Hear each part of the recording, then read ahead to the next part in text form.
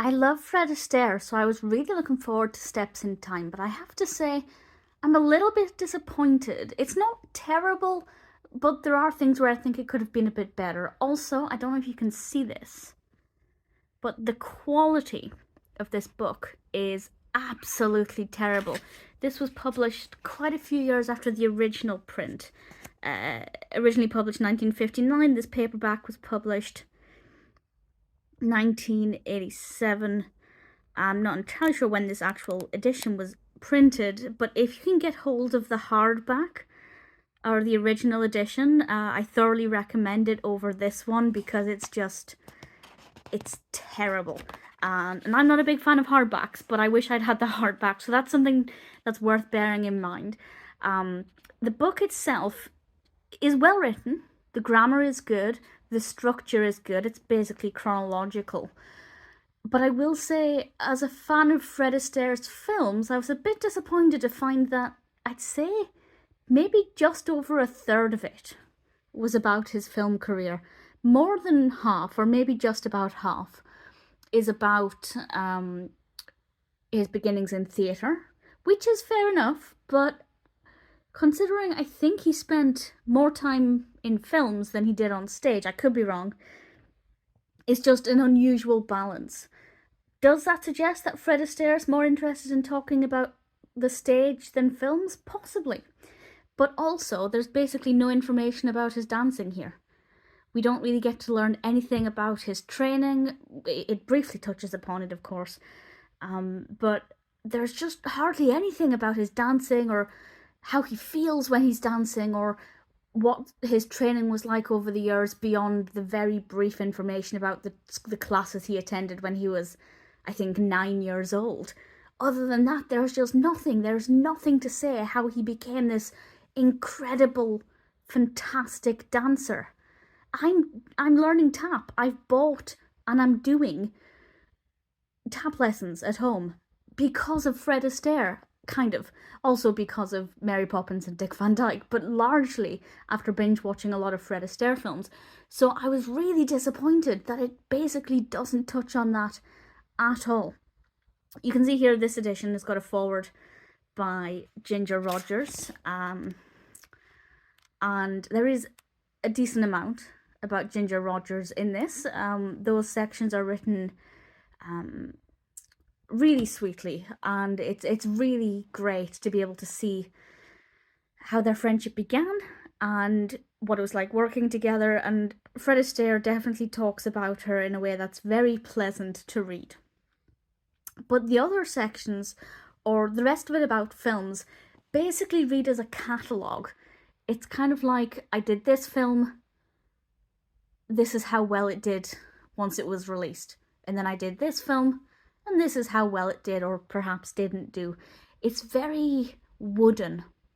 There are times when it's quite good, but unfortunately, compared to the average autobiography, put it this way, it reads more like a biography than an autobiography. It's largely fact, not a lot of emotion. And again, I feel like it's not providing the information the reader would want. And one could argue if it's Fred Astaire's autobiography, he can talk about what he wants. The emphasis can be what he wants it to be on. Absolutely, I completely agree with that. But it doesn't mean that it's what the reader wants, and it might not be that successful. And I have to say, I'm just really, well, I didn't love it. It's quite boring in places. It's not very well written in terms of being engaging. As I said, grammatically, absolutely beautiful, no problems there. And the structure is very good. But I didn't feel like I got a good sense of what it was like to be on the set of a Fred Astaire film. I didn't feel like I got a good sense of what Fred Astaire felt like when he was on the set of a film, or even when he was on stage. I've read quite a lot of autobiographies about actors who either started out in theatre or moved into theatre. A lot of actors who started in vaudeville, and I generally always got a sense of how they felt. And that's not the case here. It is very wooden, it's very factual, and not a lot of personality, which is the exact opposite of what I was hoping for. So would I recommend it? If you're a Fred Astaire fan, absolutely. There will be things in it that will appeal to you. We do have, if I can just find some photos peppered throughout it. They're not in standout pages, they're just some from when he was younger. A really nice selection of young pictures, of pictures of young Fred Astaire. As you can see, that the font and the writing, it's quite pleasant. It's very easy to read,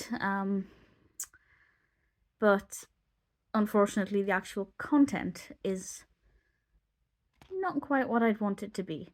It's not terrible. It is, you know, I read it all. It's not like I couldn't read it or anything, but it doesn't feel as personal as the average autobiography. That's my cat.